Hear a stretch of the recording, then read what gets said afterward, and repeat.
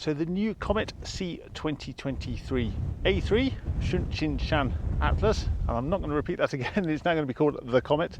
The Comet has been putting on a fantastic show over the past sort of week or two in the evening sky, and we've had some amazing views up at the observatory. But what I want to do today is bring you out here, out into Namibia, come and see some of the proper African sort of Kalahari desert landscape. And I've been recommended to come up here to the quiver tree. Now the quiver tree from where you're standing up there up on the ledge actually faces to the west. So I'm hoping, fingers crossed, that we can catch a good shot as the comet then sets with the tree in the foreground. So I'll show you the kit that I'm using, I'll show you some of the techniques I'm going to use as well, and then at the end of the video I will show you the finished result.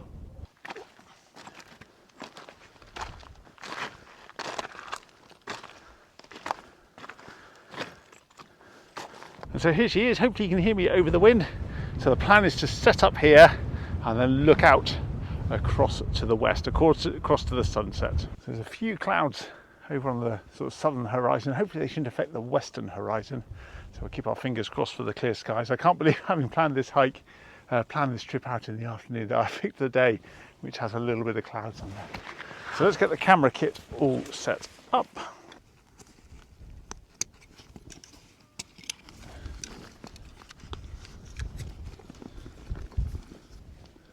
So this has been a real find. This is one of the things I spent my YouTube money on. There's buying a lightweight carbon fiber tripod, and it's been such good. You know, hiking across here with a big heavy tripod would be a nightmare. So having a lightweight carbon fiber tripod has been a real boon. This is a K&F Concept D255C4 carbon fiber tripod. It only weighs about 1 kilo, so, and it's got a little ball head on top.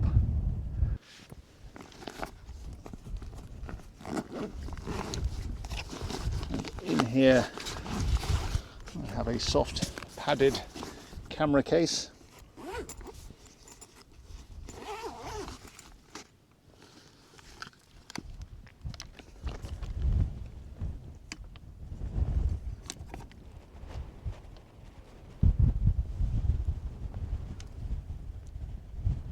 And then for doing some of the scenic shots I got a little light as well. So this is a Sony A7S, and this is a wonderfully affordable full frame digital camera, really nice to use. And then on top of that I've got a Samyang 14mm f2.8, so really nice wide angled lens, hoovers up loads of faint Milky Way light. And because it's a mechanical lens, there's no electronics in it, it's no autofocus, it's all adjusted on these by hand. It's actually quite an affordable lens. So with a second-hand camera and with a cheaper lens, it's quite an affordable setup. The other thing I've done is I've used a dummy battery, and the benefit of that of course is that I'm not changing batteries during the session. This has got plenty of juice, well, for nights of use.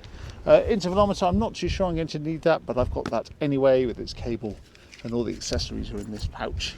So my app of choice, Sky Safari, has an augmented reality feature, so I can hold my iPhone up to the sky, I can then set the time for sunset, and then it merges the planetarium view you get from Sky Safari, it merges that with the camera view, so therefore I can work out where best to place the camera to line up the tree with the comet.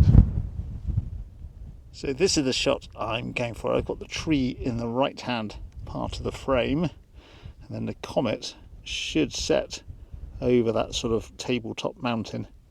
So I have the tree on the right, so tabletop on the left with the comet above it.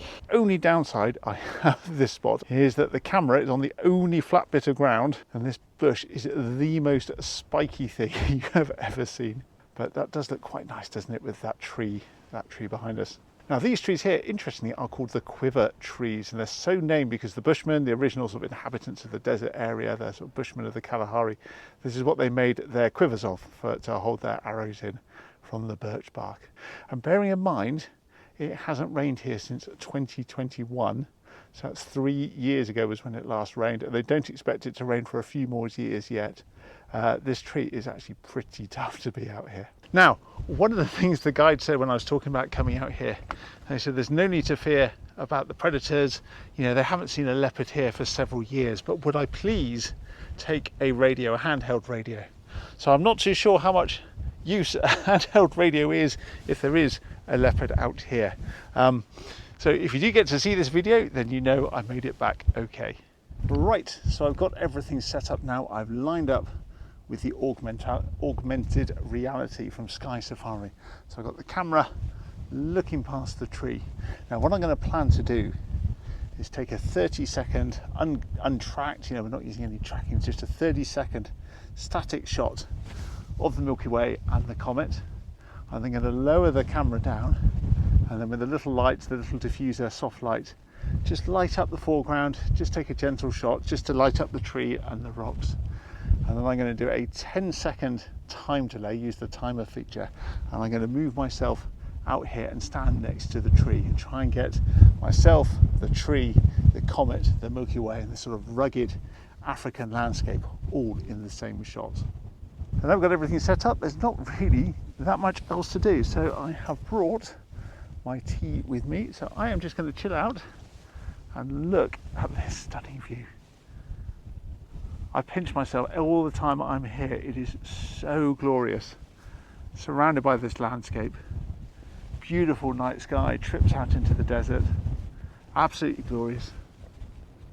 Right, so now it's dark.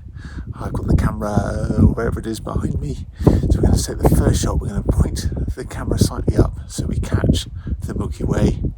I'll do my 30-second exposure. Then I'll put a light on. We'll do the tree, and then I will go and stand in front of it.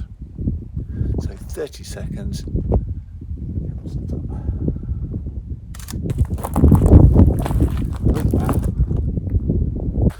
Right, so just done a single frame, and it seems to come out quite well. Of course, if you're going to do this really well, do it properly, you would take a whole load and stack them together. But seeing as the sky's so dark, I will just do the one. So what I'm going to do now is put the light on. We'll take a picture of the tree as well, and then I will go and stand in front.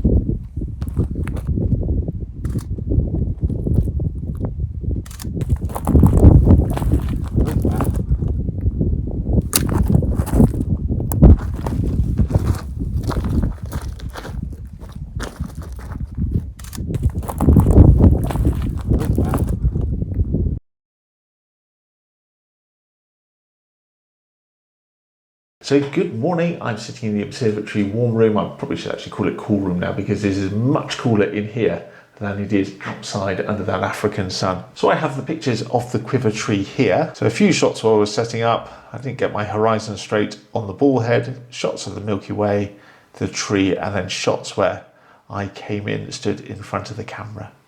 And we even have the picture where I did not make it in front of the camera in time. So I've always used Photoshop as my image processing, my software of choice, but I did get fed up with having to pay the monthly subscription.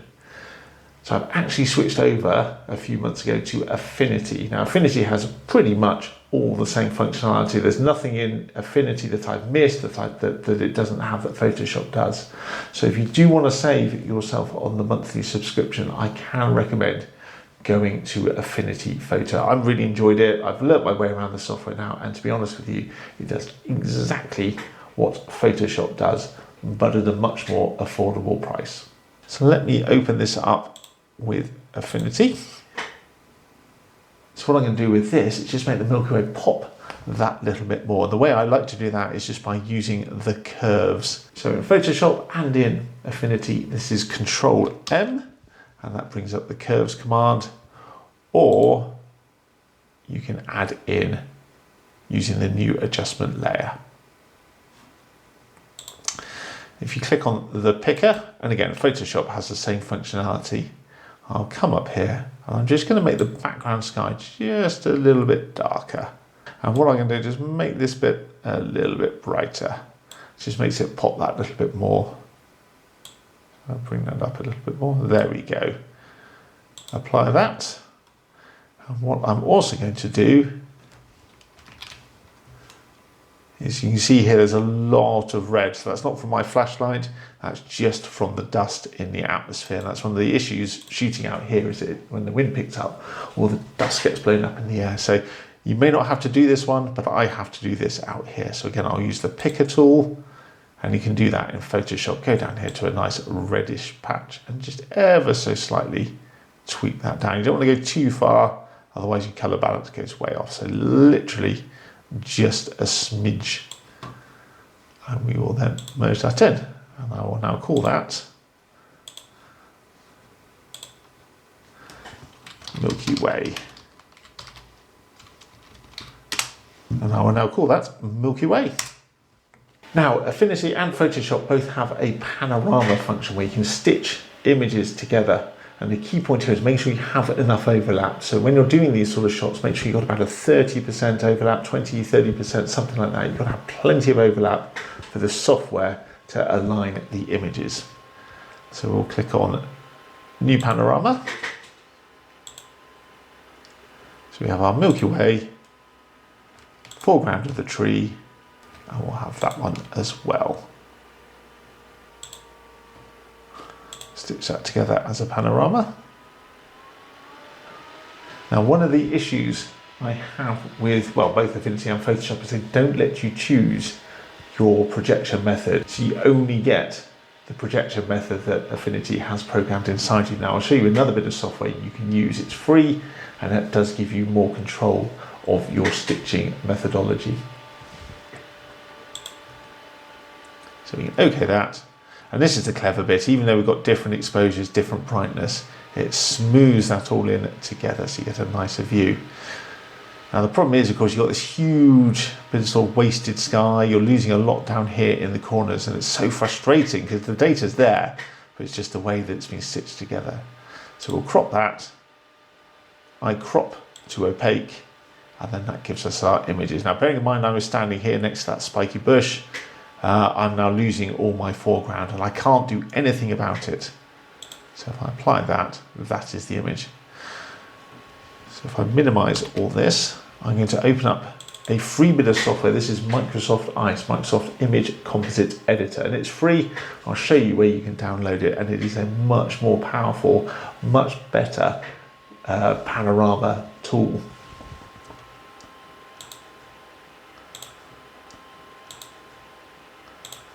Let's load up our images. We want the Milky Way shot. There's the tree illuminated, and there is our merge with the sky. Let's open the three images up, and I am going to click on rotating motion because I was in a fixed place and I rotated the camera in a vertical orientation.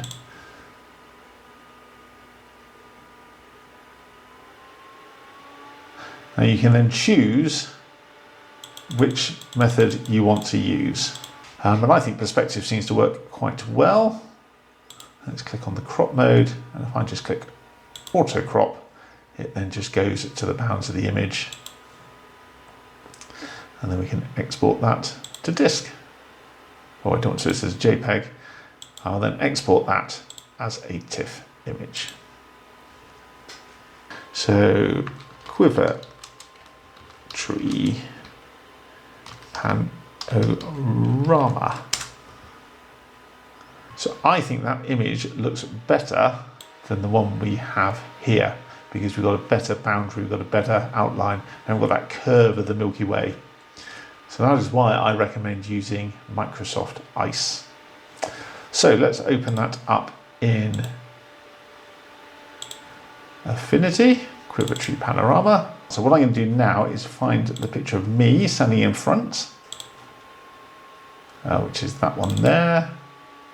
What I'm going to do then is I'm going to select all and copy, and then paste that in as an image. Right, now here comes the interesting bit. Let's reduce the opacity so we can see both images at the same time. I'm going to line that up like so. So I'm lining up the quiver tree and the horizon. Just move that down there. Let's lay that on top. So we can't just slap that on top. This is all looks silly. So what we will do then instead is we're going to go layer, empty mask layer. And I've disappeared. What it's done is replaced everything with this layer of black. So what we can then do is come over here, make sure we have white selected, make sure you're on the black, you've got a border around the black, and we can then paint myself in. Now if you want to make your paintbrush bigger, use the square bracket button. And so there I am in there. And I like to keep the opacity down a bit lower, so it gives it a nicer, smoother blend. So we've zoomed in a little bit, let's start painting myself in. So let's go from about there, down like so. And what I will then do is switch back to the black, reduce that down, and then get rid of this sort of overexposed foreground. And that is how you make a panorama of the Milky Way, the foreground, and then layer mask yourself into the picture. So I hope you've enjoyed that. I hope you found that useful and you got to see a little bit more of Namibia and the surrounding environment that I'm in. My thanks once again to the Patreons. Thank you once again for your continued support. And of course, if you want to see more about Milky Way photography and the buttons I actually press at the camera, then check out this video. They never show you this bit in a video, do they? You need to go back and get the camera. So therefore I can work out where best to place the camera to line up the tree with the comet. Oh, shit.